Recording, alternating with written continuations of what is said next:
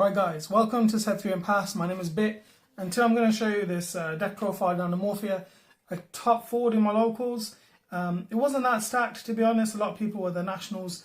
I didn't really get a spot for the nationals. They announced that there were more spaces at the very end, but I wasn't able to make any plans because I was sort of locked in that weekend into doing some stuff. So yeah, I mean, it was good. It was the first time I played with this deck in real life, which was really good to get some sort of practice, and I'm kind of happy with the performance it had. So further ado, do remember to subscribe, comment, and like the video. It does help us out, and we do appreciate every one of you guys. And you know, get a discussion going in the comments because I'd love to know what decks you lot are using at the moment. I'm going for Dinomorphia. I'm really happy with this deck and how it plays. It's quite a funky deck. You know, the whole point is to get your life points as low as possible. All the effects that Dinomorphia cards have, the trap cards, they take half your life points. These guys don't, but they do take half your life points. For those of you that don't know what these monsters do, I'm just going to give a quick run through of what they do. Maybe set up a quick combo video in the near future. If you guys want it, do comment in the comment section below if you would like to see a combo video. One with no interruptions and one with interruptions. Right, further ado, let's begin. So with the 3 monsters, you have Dinomorphia, Therizia. What she does is when she is normal or special summoned, you can set 1 Dinomorphia trap straight from your deck into your spell and trap zone.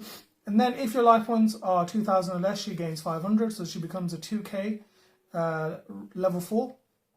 And then all of the Dinomorphia monsters, the normal monsters in the deck, so the non-fusion monsters, basically what they do is they sort of float back. You banish a trap from your graveyard and then you summon the other guy out, and then the other guy is called Diplos. Diplos is essentially a foolish burial for Dinomorphia card, so you can just sort of normal summon this or special summon it, and he basically foolish burials a card, Dinomorphia card from your deck. Right, and that's pretty much it for the monster lineup. Hand traps, 3 Ash, generic. This thing hits everything, hits Branded Fusion. Sometimes if people activate Branded Fusion, you Ash Blossom, chances are they're going to end up on a suboptimal board. So it's good to have. And then 3 Imperm. Amazing card, this format. And that's about it for the hand traps, so we don't play any more hand traps. I'm just going to quickly go through the spell cards. Now you do need 3 Pot of Prosperity. I used to run Extravagance before. I've tested with Extravagance, but your extra deck is so tight and you need all your fusion monsters. You don't want to do anything at random, so you know, Prosperity is a good thing. And for those of you that can't afford this card, that's perfectly fine. I have seen people run Extravagance. Just know that with Prosperity it's a lot better because you can dig. And also I think this is getting some reprints, so you'll be able to get this. And then the 2 ofs are on 2 Pot of Duality. I don't play the 3rd Pot of Duality, and the reason being is because I play the 1 Fossil Dig. So essentially in this deck, either I'm drawing these guys, Duality and Prosperity, or I'm doing the Fossil Dig, and I'm literally just searching for a Therizia or a Diplos or a trap card to start my game. So that's why I've done this. At the moment I don't actually have the 3rd Duality, but I don't think I'll change it. I'd rather just have 1 Fossil Dig and the 1 of Corby because it's an extremely broken card. Okay, and now we go for the in-archetype traps. We've got 3 Dinomorphia Domain. What this does is during any main phase, you pay half your life points, fusion summon a Dinomorphia card.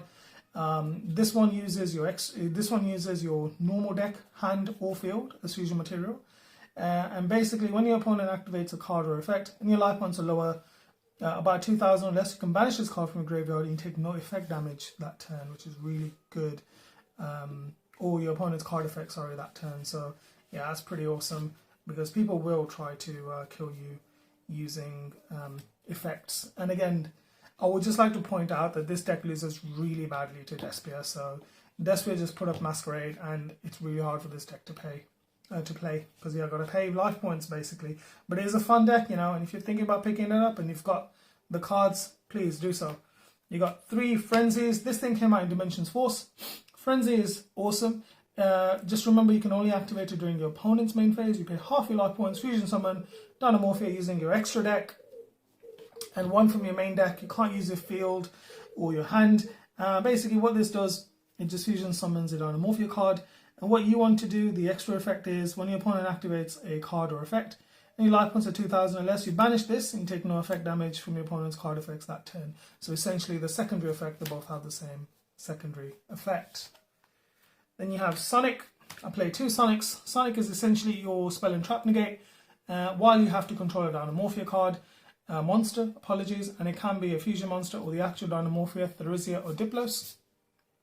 And its secondary effect, and they all have secondary effects, basically, if your life points are 2,000 or less, if you take battle damage, banish this card from your graveyard, and you take no battle damage for that battle, so it stops at 1 battle damage.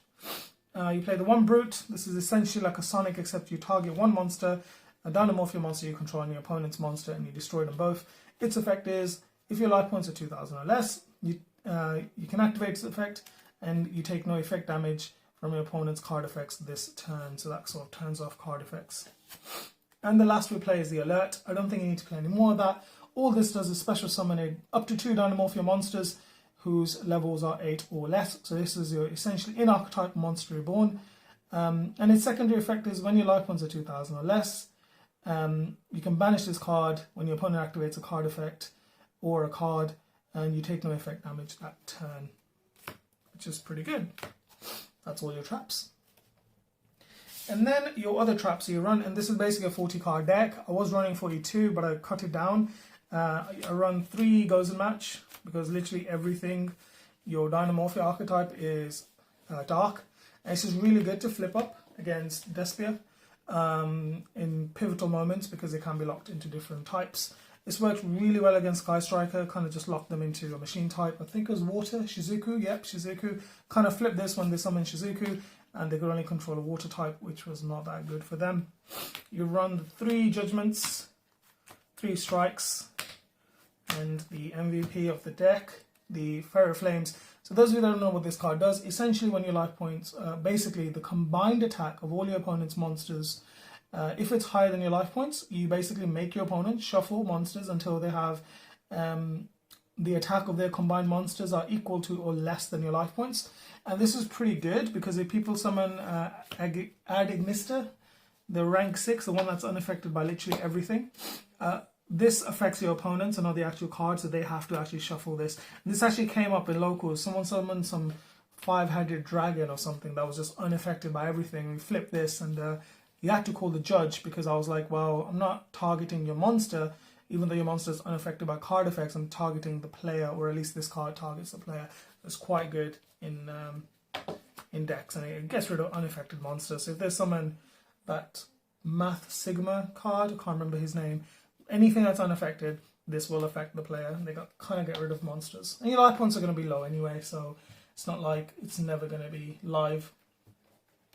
Okay, this is the main reason we play this deck, or one of the main reasons, Ketagina. Essentially what Ketagina does is she mimics when she is fusion summoned. Well, the first effect is she's a 4k beat stick. However, she loses life points. She loses attack equal to your life points. So if you're on 4k, she's on 0. If you're on 2k, she's on 2k. If you're on 1k, she's on 3k. And if you're lower than that, then she is whatever the difference is. But her other effect is pretty good. So it's a quick effect. You can banish a Dinomorphia trap card, and she becomes that trap card. So you summon, you get your trap card, so let's say you're using Frenzy, you get rid of Frenzy, and she becomes Frenzy. And again, you lose half your life points, and then you get to fusion summon again. This is the boss monster of the deck. It is absolutely insane. When he is special summoned, basically your opponent cannot activate effects of monsters they control. So that means their field, they cannot activate monster effects. They still can activate stuff like Gamma in their hand. They can still activate graveyard effects, so like PK decks can still go ham. But it does stop monster effects on the field. They cannot activate them. So they cannot attempt to activate them, because this thing stops them from doing so. So they can't just activate like Mirror Jade and sort of just get rid of them like a monster when he's summoned. Although Mirror Jade does affect it if it's destroyed or leaves the field because of you. So just be careful because of that. Also, a lot of people think that this stops Masquerade. It doesn't stop Masquerade, because Masquerade is a continuous and not an activated effect. So it doesn't really get rid of Masquerade, which kind of sucks, because his deck loses really hard to Despia. But you win the dice roll sometimes, and you might put this up before they even get to Masquerade. So that's the thing. And then Stealth Bergia. I want to say this is good, but essentially this is just fodder for fusion. Use this with Frenzy, use with Katarzyna. When she's copied Frenzy, you never really use it for anything. I've never special summoned this monster. But the theory is that if your life points are below 1,500, you special summon him, and then you don't have to pay for like stuff like solemn strikes and stuff. So that's the theory behind it. And now the next 6 cards are basically just flex spots. These are the main cards you want to use in your deck, in every Dinomorphia deck. You want to max out on them, in my opinion. So these are flex spots. I have Dolka, Lagia, and Tornado Dragon. Why? Because they're level 4, and the only monsters we play are level 4 monsters, level 4 dinosaurs, and a level 4 monster for Tornado. You know, get rid of the spell and trap cards.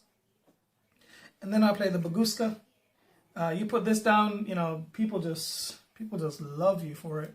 You know, stops games, just brings games down to a stall where, you know, you can think about what you're doing and think about your plays, and they've just got to get rid of Baguska.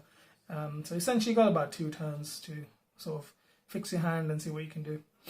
Then the other one I play is Time Thief Redoer. Why do I play this card? Because it's my favorite card in the entire game at the moment. I just like it. And any deck where I can play this card, I want to play this card even if it's not that great. And I have the one Nightmare Unicorn. I never summon this card, so this literally could be anything. This could also be Psychic and Punisher. You could do that, but I just can't justify putting Psychic and Punisher in here because I don't play E-Telly or enough tuner cards to get him out. Anyway guys, I hope you enjoyed that profile. Again, this is Bit, and to be continued. Thank you.